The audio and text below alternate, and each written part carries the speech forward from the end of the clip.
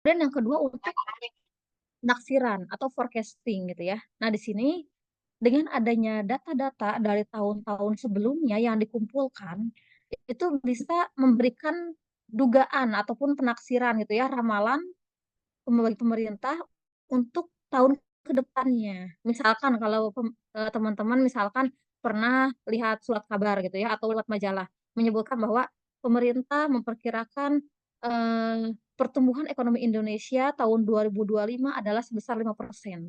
Nah, kalau kita lihat, kenapa sih pemerintah kok bisa gitu meramal kemungkinan tahun depan itu pertumbuhan ekonominya 5%? Itu karena melihat data-data sebelumnya, melihat fluktuasi ekonomi saat ini gitu ya. Jadi pemerintah ini dengan berdasarkan data-data yang dikumpulkan itu bisa memperoleh penaksiran untuk tahun berikutnya atau forecasting gitu ya, seperti itu.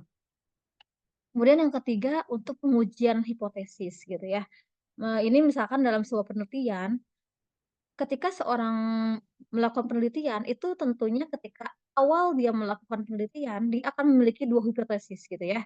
Biasanya kalau di, statistik itu bisa ada H1, ada H0. Misalkan gini, kenapa saya sebutkan peneliti itu minimal, pasti memiliki 2 hipotesis gitu ya. Misalkan, Ririn membuat sebuah penelitian. Ketika Ririn awal membuat penelitian, Ririn tuh belum tahu gitu ya, kira-kira X ini ada pengaruhnya atau tidak terhadap Y gitu ya. Sehingga Ririn ini akan melakukan dugaan sementara terlebih dahulu yang dinamakan hipotesis gitu. Ketika Ririn membuat, penelitian pengaruh X terhadap Y, maka ada 2 hipotesis. Pertama, ada pengaruh terhadap X terhadap Y gitu ya, yang kedua tidak ada pengaruh, ya kan? Pasti kan pilihannya 2 itu, ada pengaruh atau tidak ada pengaruh gitu. Nah, tidak adanya pengaruh itu bisa ditimbulkan H0 gitu ya, kalau ada pengaruh H1 gitu ya. Itu untuk nah, pengujian hipotesis tadi, apakah ada pengaruh ataupun tidak, itu dari statistik ini. Nanti statistik kemudian datanya diolah gitu ya, dengan menggunakan metode yang, relevan dengan penelitian, maka nanti akan didapatkan gitu ya, didapatkan hasilnya, hasil analisisnya, apakah ternyata ada pengaruh atau tidak gitu ya. Kalau ada pengaruh, berarti dia terima H1 yang menyatakan ada pengaruh dan tolak H0 yang menyatakan tidak ada pengaruh. Itu pun sebaliknya, ketika misalkan diuji ternyata tidak ada pengaruh dari X terhadap Y, berarti terima H0 dan tolak H1 gitu ya, seperti itu. Kemudian jenis-jenis statistika. Nah, ketika dilihat dari aktivitas yang dilakukan, statistika itu ada 2 jenis, pertama deskriptif dan inferensia. Nanti akan saya jelaskan satu persatu. Kemudian berdasarkan metode yang digunakannya ada statistik parametrik dan non parametrik. Sekarang kita bahas satu persatu. Apa itu statistika deskriptif? Nah, deskriptif ini membahas cara-cara pengumpulan data. Jadi di sini teman-teman dari pertemuan pertama sampai dengan UTS, itu teman-teman akan mempelajari statistika deskriptif gitu ya. Bagaimana cara mengumpulkan data, menyederhanakan angka, kemudian ukur pemusatan, penyebaran yang tadi saya sebutkan gitu ya, itu adalah statistika deskriptif gitu ya.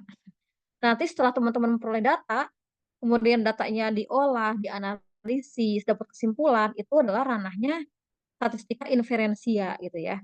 Jadi statistika itu awalnya deskriptif gitu ya, sampai dengan menyajikan data gitu, menyajikan informasi, kemudian ketika diolah, dianalisis, kemudian ada hasilnya itu dalam statistika inferensia gitu ya. Nanti makanya inferensia itu akan kita bahas setelah UTS gitu ya.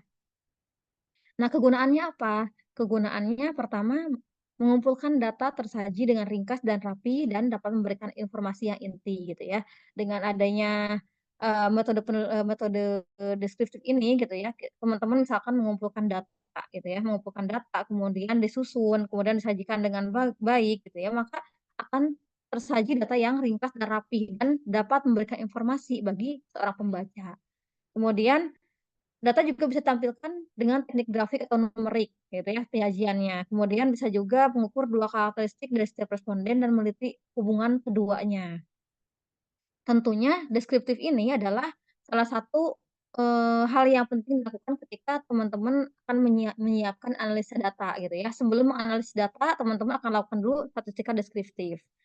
Bahkan misalkan nih, kalau seorang peneliti ataupun orang yang mengerjakan tugas akhir sudah sampai bab 3, sudah sampai dari pendahuluan, kemudian tinjauan pustaka, kemudian metode penelitian.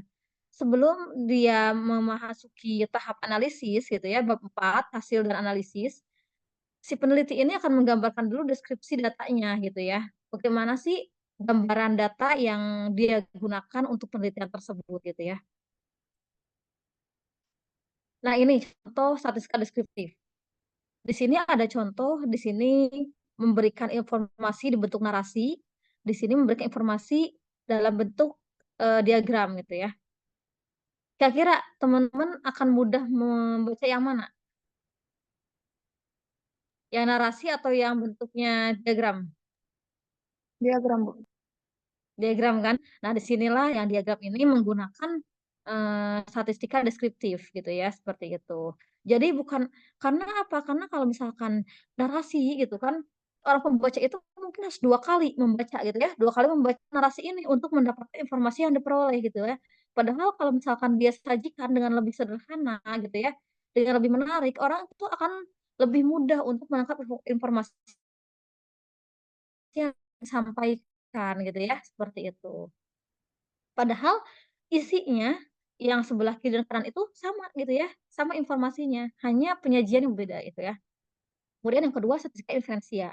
Statistika inferensia ini cara menganalisis data dan mengambil kesimpulan. Nah, tadi yang sudah saya jelaskan ya, kalau misalkan deskriptif itu dari mulai mengumpulkan, mendata, menyajikan data gitu ya. Namun untuk analisis dan mengambil kesimpulan itu ada di statistika inferensia. Kemudian dapat menganalisis sebagian data atau sampel dan keseluruhan data populasi. Kemudian selain itu juga dilakukan pendugaan parameter, membuat atau menguji hipotesis, dan juga membuat kesimpulan yang berlaku umum gitu ya.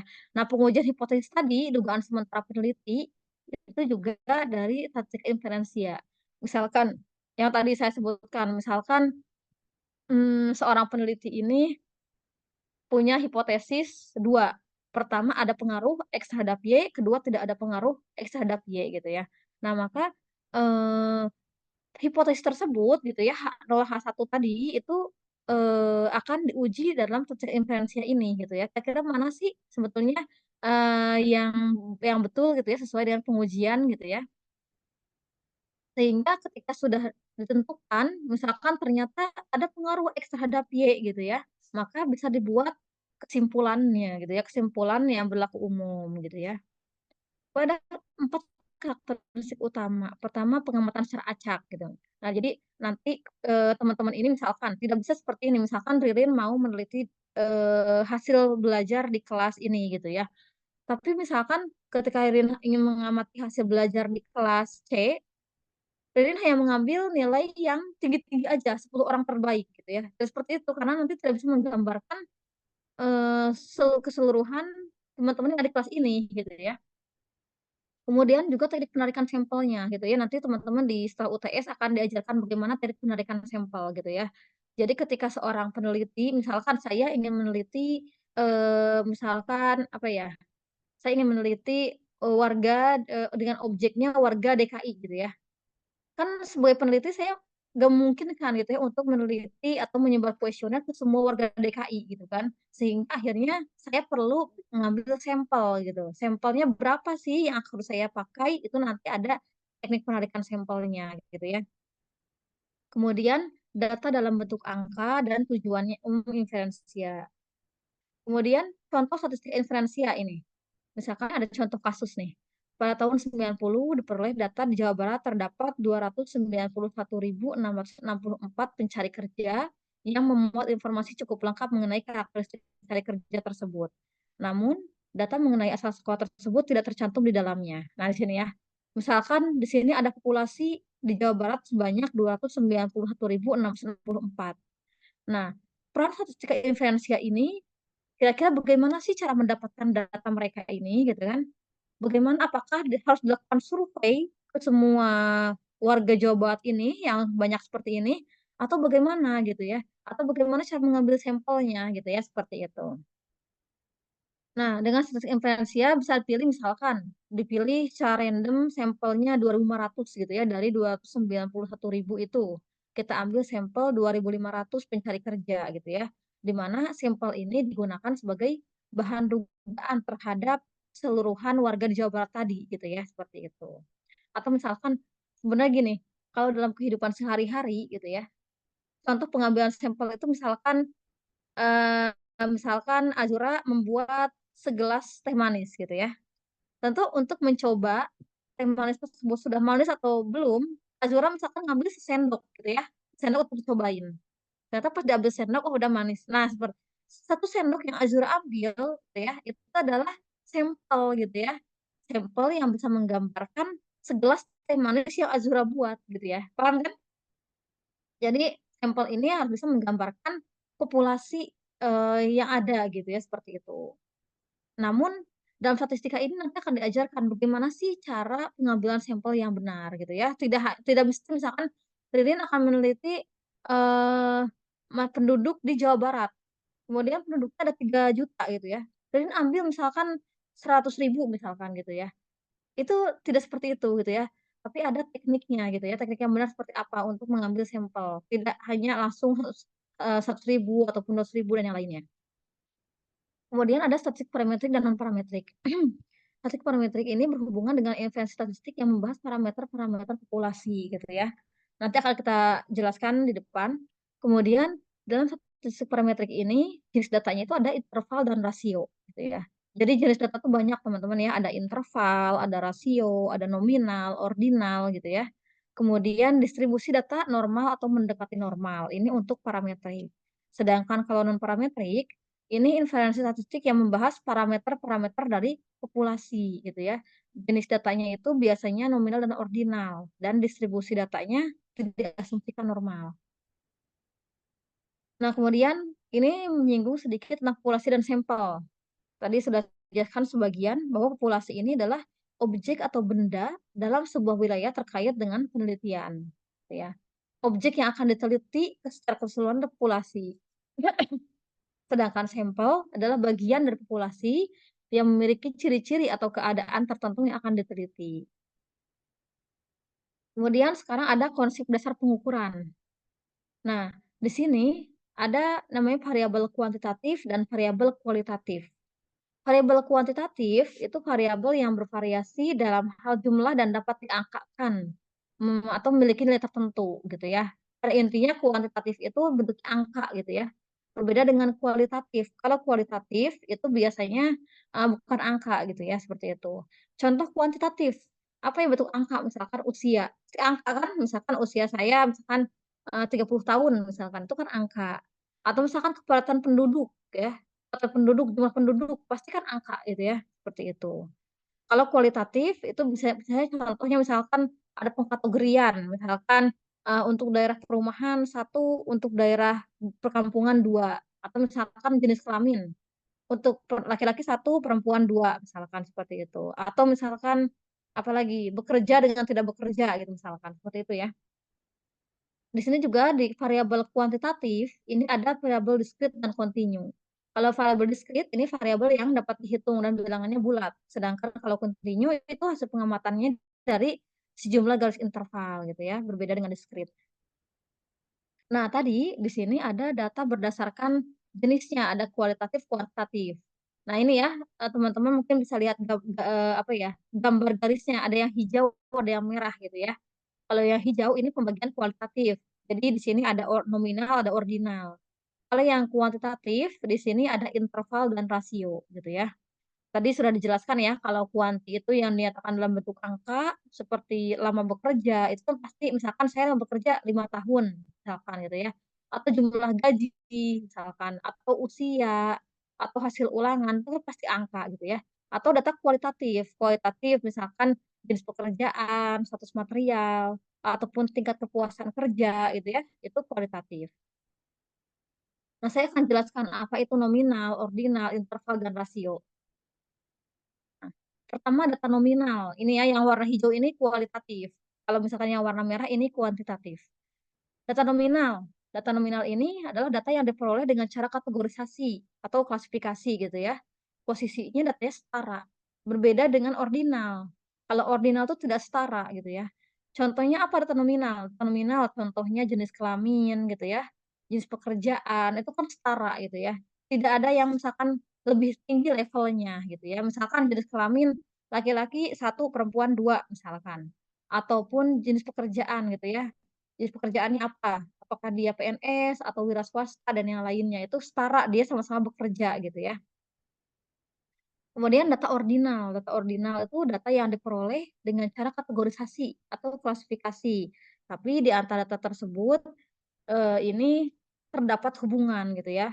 Tapi posisinya tidak setara ciri-cirinya gitu ya. Beda dengan nominal tadi, kalau nominal kan setara gitu ya, kalau ordinal tidak setara contohnya apa? Misalkan motivasi gitu ya.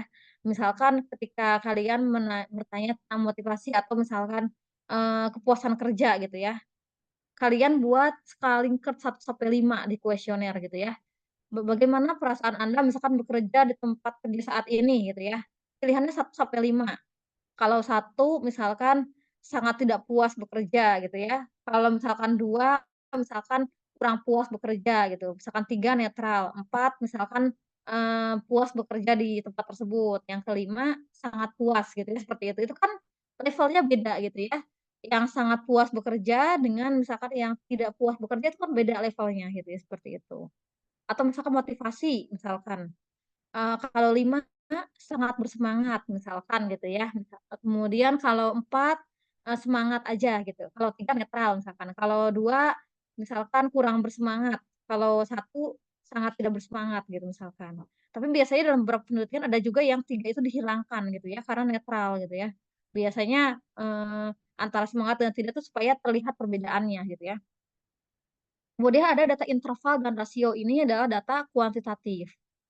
Nah, di data interval ini adalah data yang diperoleh dengan cara pengukuran di mana jarak antara 2 titiknya skalanya sudah diketahui, misal tapi di sini tidak ada kategorisasi gitu ya dan bisa dilakukan operasi matematika.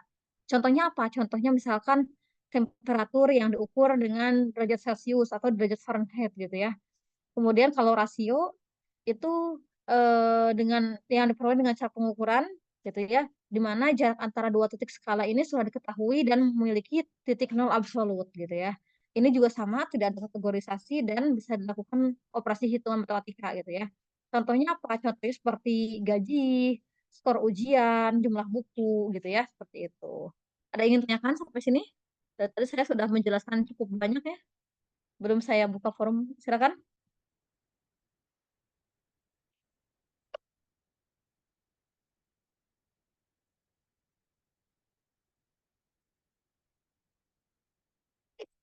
Ingin tanyakan?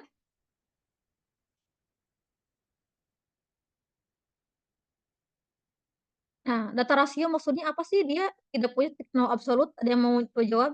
Kira-kira apa? Kenapa dia tidak memiliki titik nol absolut? Tadi saya suruh tanya pada diem, sekarang saya tanya pada diem juga. Maksudnya apa? Maksudnya dia tidak memiliki titik nol absolut itu dia tidak ada minusnya gitu ya, mutlak nilainya gitu ya kan. Kalau nol absolut itu misalkan contohnya, gaji, skor ujian, jumlah buku, itu kan nggak ada negatifnya gitu ya, seperti itu. Ya kalau, skor ujiannya nggak ada ya nol gitu kan, ya kan, nggak ada jadi negatif gitu, seperti itu ya. Paham ya? Mudah-mudahan ya. Nah sekarang sumber data, ini pendahuluannya udah banyak ya, lumayan. Nanti apalagi ke depannya, makanya saya bilang saya harap teman-teman bisa lebih fokus ya untuk mata kuliah ini. Sumber data di sini ada primer, ada sekunder. Tadi sudah saya singgung di awal bahwa kalau primer itu data yang diperoleh langsung oleh peneliti ke lapangan gitu ya, ke objeknya langsung. Nah, gimana sih cara memperoleh data primer? Boleh bisa menggunakan angket gitu ya. Kalau dulu mungkin kalau peneliti zaman dulu, kalau misalkan mau dapat data dia sebar kuesioner gitu ya. Tapi kan kalau zaman sekarang enak ada GIFOM gitu ya. GIFOM yang lebih efisien secara biaya dan juga bisa menjangkau lebih luas gitu ya. Kemudian ada juga misalkan wawancara gitu ya, ataupun misalkan menggunakan observasi, ataupun misalkan ada dengan melalui ujian atau tes gitu ya. Biasanya misalkan ada pre-test, ada post-test gitu ya. Kemudian dokumentasi dan yang lainnya gitu, banyak ya cara mendapatkan data. Kemudian ada sekunder. Sekunder itu data yang diperoleh peneliti melalui tangan kedua atau pihak lain. Misalnya saya meneliti tentang kondisi makroekonomi di Indonesia gitu ya, kondisi perekonomian di Indonesia. Nah, saya ambil data inflasi gitu ya, kemudian data kurs mata uang gitu ya, kemudian data jumlah uang yang beredar, itu saya ambil semua dari website Bank Indonesia. Nah, maka di situ dikatakan penelitian saya adalah data sekunder gitu ya, menggunakan data sekunder karena datanya tidak saya ambil ke lapangan langsung, tapi saya langsung ambil dari website Bank Indonesia, seperti itu ya. Nah, nanti teman-teman ketika saya tugaskan membuat mini riset, boleh menggunakan 2 data ini, salah satu dipilih gitu ya. Boleh menggunakan data primer atau boleh juga menggunakan data sekunder gitu ya, silahkan aja. Teman-teman dipikirkan dari sekarang, kira-kira kalau Bu Faiza ngasih tugas mini riset, mau riset apa ya gitu ya, silahkan. Tapi ya namanya mini riset ya, mini riset itu teman-teman nggak saya tuntut untuk harus skala besar gitu ya. Misalkan mau objeknya kelas kalian aja boleh, atau mau objeknya misalkan populasinya mahasiswa PE gitu ya, dari seangkatan kalian boleh dan yang lainnya gitu ya. Tapi kalian nggak usah populasi, ambil sampel aja gitu ya. Oke, udah. Masih ada yang tanyakan? Sudah selesai materi saya?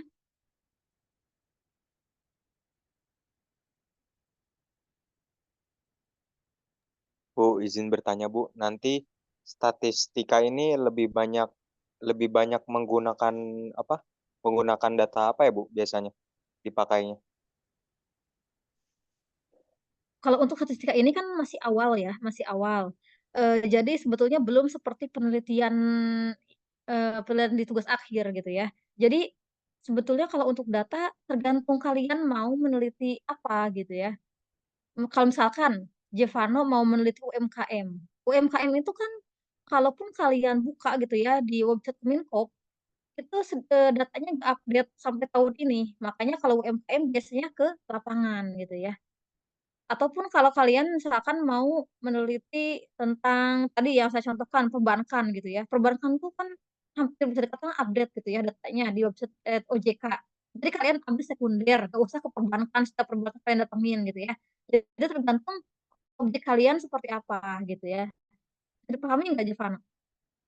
Semisal saya mau Hmm, meneliti tentang UMKM Bu, hmm, itu objeknya kira-kira apa ya Bu? Apakah keuntungannya atau gimana ya Bu? Misalkan kalau UMKM contoh kecil. oke baik. Ini siapa yang share screen? Nah, misalkan, kalau misalkan Jevano ingin meneliti UMKM. Nah, pertama, kalau kalian mau buat penelitian, Jevano lihat dulu kira-kira apa sih yang jadi permasalahan di UMKM gitu ya, atau gimana sih, misalkan, strategi untuk meningkatkan UMKM gitu kan, misalkan bagaimana sih pengaruh misalkan digital marketing terhadap UMKM gitu. Jadi kalian lihat dulu kira-kira apa sih yang, menjadi permasalahan saat ini gitu ya. Kemudian setelah kalian lihat suatu permasalahan yang akan diangkat, baru kalian tentukan gitu ya, kira-kira kalau misalkan eee, kalau saya angkat tema ini gitu ya, kira-kira apa sih yang saya butuhkan datanya gitu ya. Sembari sebetulnya ketika kalian menentukan topik itu, kalian juga cari kajian literaturnya yang relevan gitu ya. Kalian cari artikel-artikel yang membahas, tentang topik yang kalian, teliti gitu ya. Misalkan Jevano meneliti UMKM. Penelitian UMKM tuh sangat banyak gitu ya. Coba kalian cari artikel-artikel yang, apa namanya, yang berhubungan atau relevan dengan UMKM. Dan itu pun banyak gitu ya, bukan hanya terkait laba aja gitu ya. Misalkan tentang itu tadi, misalkan strategi marketingnya gitu ya, ataupun misalkan tentang, apa namanya ya, bagaimana misalkan, membuat branding-nya ataupun yang lainnya gitu. Jadi kalian pertama cari dulu artikel yang sekiranya relevan gitu dengan topik kalian, seperti itu. Ya Tapi Bu, ini cukup ya untuk jelas. ya terima kasih Jevano. Tapi untuk mini riset ini saya ini ya sederhana saja karena ini kan statistik pertama buat kalian gitu ya. Jadi kalian juga mungkin, di sini ada yang sudah mulai penelitian gitu ya di Kasei ataupun di Menera Prestasi ataupun di yang lain kalian sudah mulai membuat penelitian. Tapi kalau misalkan, saya wajibkan kan mungkin di antara teman-teman juga banyak juga yang belum mencoba gitu. Jadi sehingga mini riset yang saya tugaskan nanti, itu sederhana saja gitu ya. Saya hanya ingin melihat kalian praktik bagaimana mengumpulkan data, menata data, menyajikan data menjadi sebuah informasi. Udah sampai situ aja gitu. Tidak sampai dengan adanya hipotesis, kemudian kalian analisis hipotesisnya, dan tidak sampai seperti itu gitu ya. Hanya dalam lingkup statistik deskriptif saja gitu ya. Misalkan Galuh membuat penelitian tentang minat belajar dari mahasiswa PE gitu ya, pendidikan ekonomi. Nah, kira-kira Galuh sebar kuesioner misalkan ke teman seangkatan PE gitu ya. Nah, kira-kira nanti dari jawabannya itu apa gitu, dari jawabannya itu kira-kira paling banyak tuh minatnya ke mana gitu, seperti itu. Udah sampai situ aja, sampai jadi sebuah informasi gitu ya. Itu mini riset yang saya tugaskan, tapi nanti itu belum ya, karena kan kalian bab 2 aja tentang pengumpulan data belum saya bahas kan. Ini kan baru pertama gitu ya. Nanti akan saya jelaskan kembali gitu. Atau nanti saya bisa berikan contoh-contoh yang tahun lalu gitu ya, mini riset tahun lalu yang dilakukan oleh kakak-kakak tingkat kalian gitu. Tahun lalu juga banyak ya, misalkan ada yang membahas tentang hobinya gitu ya, ada yang membahas tentang, apa namanya, efek gitu ya, dampak negatif bergadang, macam-macam gitu ya. Jadi nanti lah saya akan share kepada kalian gitu ya, contoh-contoh yang tahun sebelumnya, tapi tentu saya memberikan contoh yang saya nilai bagus gitu ya, nanti akan saya kirimkan. Gitu ya. Ada lagi yang bertanya?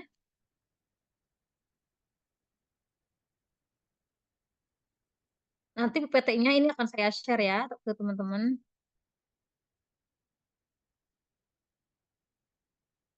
Jika tidak ada yang bertanya, karena ini pertemuan pertama, saya hanya pendahuluan, dan kebetulan saya juga ditugaskan rapat ya sama Pak Agus dari jam 9 tadi. Jadi, saya cukupkan ya, sampai cepat supaya pertemuan kita pada hari ini, nanti akan saya share PPT-nya ke grup ya, ada grupnya. Baik, terima kasih atas perhatiannya dan kehadirannya. Assalamualaikum warahmatullahi wabarakatuh. Waalaikumsalam warahmatullahi wabarakatuh. Terima kasih banyak Bu Faida. Sama-sama. Terima kasih, Bu.